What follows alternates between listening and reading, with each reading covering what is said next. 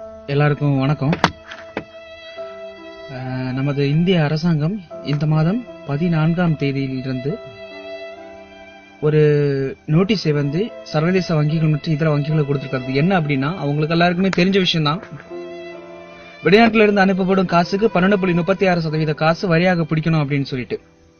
So இதை பார்த்த நமது இந்திய வாழ் நண்பர்கள் சோசியல் மீடியாஸ் ஆன ஃபேஸ்புக், ட்விட்டர் இந்த மாதிரி விஷயங்கள்ல வந்து இந்த மாதிரி சோசியல் மீடியாக்களை வந்து தங்களோட கருத்துக்களை வந்து பதிவு பண்ணியிருக்காங்க. நமது இந்திய வாழ் நண்பர்கள் மிகவும் கேவலமான கருத்துக்களை போட்டிருக்கார்கள் என்பதை நான் தெரிவித்துக் கொள்கிறேன். இதுல இருந்து அது என்ன அப்படின்னா, உங்களுக்கெல்லாம் இந்தியாவில காசே கிடையாதா? இந்தியாவில் உங்களுக்கு வேலை கிடையாதா? நீங்க உங்களோட முழு மனதோட தானே நீங்க போய் வேலை பண்ணிட்டு இருக்கீங்க. வெளிநாட்டுல இருக்கிறவங்க நல்லா சம்பாதிக்கிறாங்க, உங்களுக்கு இந்த காசை கொடுத்தா என்ன அப்படின்னு சொல்லிட்டு அப்படி இந்த மாதிரியான கேள்விகள் வந்து நமது வெளிநாட்டு நண்பர்கள் வந்து நம்மளை பார்த்து கேட்கறாங்க. எனது இந்தியாவில் நண்பர்களுக்கு எல்லாருக்கும் நான் ஒண்ணு சொல்லிக்கிறேன். வெளிநாட்டுல இருக்கிறதுல 75% நண்பர்கள் வந்து ஏஜென்ட்களால ஏமாத்தப்பட்டவங்க. இது ஒரு உண்மை. மீதி இருக்கிற 25% நண்பர்கள் வந்து குடும்ப சூழ்நிலை காரணமாக தனக்குத்தானே எரித்துக் கொள்ளும் அக்னி தீயில் விழுகிறார்கள் என்று தெரிந்து கொண்டே வந்தவர்கள். நீங்க எல்லாரும் ஒண்ணு தெரிஞ்சுக்கணும், தவிச்ச வாய்க்கு தண்ணி குடுக்கலன்னா அது உலகத்திலே பெரிய பாவம் அப்படிம்பாங்க. ஆனா அடிக்கிற வெயில்ல தண்ணி தாகம் எடுத்தா கூட ஒரு ரூபாய் காசு கொடுத்து ஒரு தண்ணி பாட்டில் வாங்காம நாங்க காசை வீட்டுக்கு அனுப்பிட்டு இருக்கோங்க. நீங்க அங்க இருந்து இவ்வளவு பேசுறீங்களே, இங்க இருக்கிற ஒரு வெயில் உங்களால தாங்க முடியுமா? இல்லன்னா ஒரு குளிர் உங்களால தாங்க முடியுமா? மொத்த துணியும் அவுத்து விட்டுட்டு அண்டார்டிகா கடல்ல போய் குளிக்கணும்னு தோணுங்க. அந்த மாதிரி அடிக்கும் இங்க வெயில். தணுப்புன்னா தணுப்பு. அந்த மாதிரி ஒரு ட்ரெஸ் 2 ட்ரெஸ் 3 ட்ரெஸ் போடுறவங்க இருக்காங்க. எங்களை விடுங்க, நாங்க ஹவுஸ் டிரைவருங்க, எங்களை விடுங்க. இந்த ரோடு கிளீன் பண்றாங்க பாத்தீங்களா, அவங்களுக்கு அதிகமான சம்பளம் கிடையாது. வெயிலா இருந்தாலும் வேலை பண்ணணும், குளிரா இருந்தாலும் வேலை பண்ணணும். அப்படி கஷ்டப்பட்டு வியர்வை ரத்தமாக சிந்தி நாங்க காசு அனுப்பிட்டு இருக்கோங்க. ஒரு ரூம்னா நீங்க நினைக்கிற மாதிரி ஒரு ரூம் எல்லாம் கிடையாதுங்க. ஒரு ரூமுக்குள்ள நாய்களை மேய்க்கிற மாதிரி கொண்டு போய் போடுவாங்க. 11 பேர் 12 பேர் இருப்பீங்களா? நீங்க 11 பேருக்கும் 11 மைண்டா இருக்கும். உங்களால இருக்க முடியுமா? ஒரு நாள் இருக்க மாட்டீங்க, நீங்க ஓடிடுவீங்க. சரியா? சாப்பாடு அம்மா வச்ச சாப்பாடு ஊர் எல்லை வரைக்கும் அடிக்கும்பாங்க. இங்க நாங்க சாப்பிட்ற சாப்பாடெல்லாம் நீங்க பாத்தீங்கன்னா, எதுக்குப்பா இங்க எல்லாம் போயிருக்கீங்க அப்படின்னு நாங்க எங்க கஷ்டத்தை நாங்க வெளிப்படையா சொல்றது கிடையாதுங்க. எங்க குடும்பத்துக்கிட்ட வந்து நாங்க சொல்லுவோம், நம்ம நான் நல்லா இருக்கேன், அப்பா நான் நல்லா இருக்கேன், மாமா நான் நல்லா இருக்கேன், சித்தி நல்லா இருக்கேன். ஆனா ஒவ்வொரு நாளும் நாங்க படுற வேதனைகளை அவங்க கிட்ட மறைச்சுதான் நாங்க வாழ்ந்துட்டு இருக்கோமே தவிர, நாங்க இந்த மாதிரி கஷ்டப்பட்டு இருக்கோம் அப்படின்னு சொல்லி அவங்களையும் கஷ்டப்படுத்துறதுக்கு கிடையாது. நாங்க சிரிக்கிறோம். எப்ப சிரிக்கிறோம் தெரியுமா உங்களுக்கு? போட்டோவோட பேக்ரவுண்ட்ல இருக்கிற பெரிய பெரிய கட்டிடங்கள், காருகளை பார்த்து நாங்க அங்க சுகமாகத்தான் வாழ்ந்து கொண்டிருக்கிறோம் அப்படின்னு நீங்க நினைச்சீங்கன்னா அது 100% பொய்யான ஒரு விஷயம். நாங்க சிரிக்கிறது, அப்படி இல்லைன்னா நாங்க ஒரு நல்ல சட்டை போட்டுறது, அப்படி இல்லைன்னா நாங்க ஒரு நல்ல வண்டி முன்னாடி போய் நிக்கிறது அந்த போட்டோவுக்காக மட்டும் என்பதை நீங்க புரிஞ்சுக்கணும். உங்களை பொறுத்த வரைக்கும் நீங்க நினைக்கிறீங்க வெளிநாட்டுல அவங்க ரொம்ப அதிகமா சம்பாதிக்கிறாங்க அப்படின்னு. கிடையவே கிடையாதுங்க. இன்னைக்கு எத்தனை நண்பர்கள் வந்து ஏர்போர்ட்ல இருந்து கிளம்புற டைம்ல டாடா காட்டி விடுவாங்க, திருப்பி ஊருக்கு போகும்போது அவங்க இருக்க மாட்டாங்க. எவ்வளவு தூரம் அவங்கள மிஸ் பண்ணுவாங்கன்னு தெரியுமா உங்களுக்கு? இன்னைக்கு எத்தனை வெளிநாட்டு நண்பர்கள் தனது சொந்த தாய் தகப்பனின் சடலங்களை கூட பார்க்க முடியாத அவல நிலை ஏற்படுகிறது அப்படின்னா அது வந்து எங்களுக்கு மட்டும்தாங்க. அம்மா இறந்தாங்கன்னு போய் கவிழ்கிட்ட கேட்டா, வேலை பண்ணுப்பா, அதெல்லாம் பிரச்சனை இல்லை, 2 நாள்ல தாங்கிக்கும் அப்படிம்பானுங்க. அந்த 2 நாள் 3 நாள் 4 நாள் நாங்க படுற கஷ்டம் எங்களுக்கு மட்டும்தான் தெரியும். இப்படி கஷ்டப்பட்டு சம்பாதிக்கிறோங்க. நாங்க யார்கிட்டையும் திருடலையே, நாங்க யார்கிட்டையும் எந்த விதமான பிரச்சனைகளையும் பண்ணி உழைச்சு சம்பாதிக்கிறோம். வெயில் மழைன்னு பார்க்காம, வெயில் குளிர்னு பார்க்காம உழைச்சு சம்பாதிக்கிறோம்.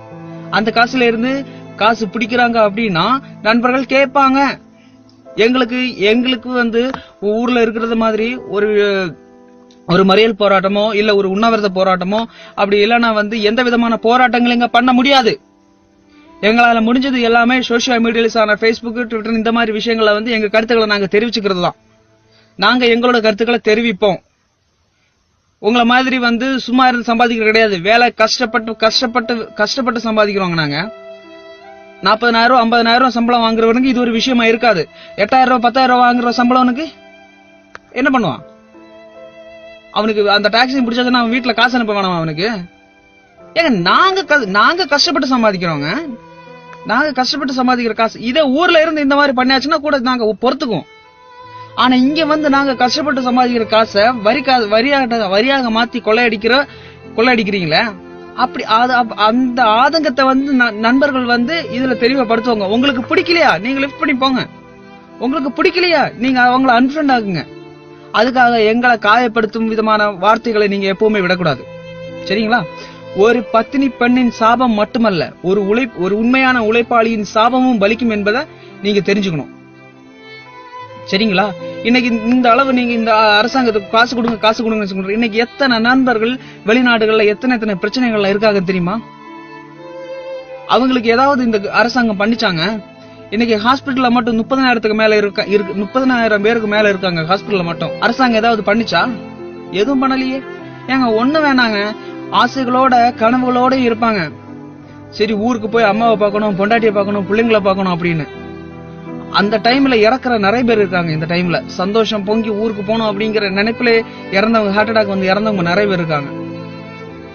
போற டைம்ல டாடா காட்டி போறவங்க திருப்பி சவப்பெட்டியில் சவங்களாக வர்ற டைம்ல எங்க குடும்பம் படுற பாடு என்னன்னு உங்களுக்கு தெரியுங்களா? உங்களுக்கு தெரியவே தெரியாது அந்த வலிகளும் வேதனையும். ஏங்க அதாவது எந்த ஒரு விமான தாவளத்திலையும் வெளிநாட்டுல இருந்து வரக்கூடிய பணத்தை இறக்குறதுக்கு நாங்க அங்க காசு கொடுக்கணுங்க. நாங்க அங்க காசு கொடுத்துதான் அந்த பணத்தை எடுக்க முடியும். அந்த மாதிரி நிலைமையில நாங்க இருக்கிறோம். எங்க கிட்ட உங்களுக்கு இந்த வரி தேவையா? தெரியாம கேக்குறேன், எங்க கிட்ட வரி உங்களுக்கு தேவையான்னு கேக்குறேன். எங்களுக்கு தேவையான அனைத்து விதமான உதவிகளையும் பண்ணிட்டு நீங்க இந்த மாதிரி பண்ணிட்டு இருந்தீங்கன்னா கூட அதுல ஒரு நியாயம் இருக்குது. ஆனா எல்லா விதமான வேலைகளும் உடம்பு முடியாம இருக்குங்க, உடம்பு முடியாம இருக்கும். காய்ச்சல்னா காய்ச்சல் அப்படி இருக்கும். எங்களுக்கு ஒரு பிரச்சனைனா நாங்க தான் பாத்துக்கணும். இங்க இருக்கிற சடலங்கள் ஏறி போகிறது இங்க இருக்கிற சமூக ஆர்வலர்கள் மற்றும் சமூக அமைப்புகள் மூலமாக தான் இன்று பெரும்பாலான சடலங்கள் இறந்தவர்களின் உடல்கள் மற்றும் பலதரப்பட்ட உதவிகள் வந்து கிடைக்கிறதே தவிர இந்திய அரசாங்கத்தால எதுவுமே கிடைக்கல அப்படிங்கறத நான் சொல்லிக்க ஆசைப்படுறேன் இந்த இடத்துல. உங்களுக்கு நீங்க என்ன நினைக்கிறீங்க? நாங்க கத்தையா சம்பாதிச்சுட்டு இருக்கோம், பெரிய ஆளுங்க, நாங்க ரொம்ப சம்பாதிக்கிறோம், காசு கொடுத்தா என்ன அப்படின்னு. ஒரு பாட்டில் தண்ணி வாங்குறதுக்கு யோசிப்போங்க. சூடு டைம்ல ஒரு பாட்டில் தண்ணி வாங்கி குடிக்கிறதுக்கு யோசிப்போம். அது உங்களுக்கு புரியாது. அது உங்களுக்கு சொன்னாலும் அது உங்களுக்கு தெரியாது. எங்களோட லைஃப் அந்த மாதிரி ஆயிப்போச்சு. நீங்க என்ன நினைக்கிறீங்க? ஆசைப்படுறீங்க அது வேணும். எத்தனை பேரு தங்கச்சியோட கல்யாணத்தை பார்க்க முடியாம, தம்பிங்களோட வேலை விஷயத்துல அந்த மாதிரி பார்க்க முடியாம எத்தனை பேர் இருக்காங்க? இன்னைக்கு இந்த வெளிநாட்டுல மட்டும் பாஸ்போர்ட் இல்லாம எத்தனை பேர் சுத்திட்டு இருக்காங்க? இந்திய கவர்மெண்ட் கிட்ட விண்ணப்பம் கொடுத்தவங்களோட எண்ணிக்கை மட்டும்தான் நிறைய இருக்குது. அதை இந்திய அரசாங்கம் பண்ணிச்சா? ஏங்க இந்திய அரசாங்கம் ஒரு வருஷத்துக்கு $70 பில்லியன்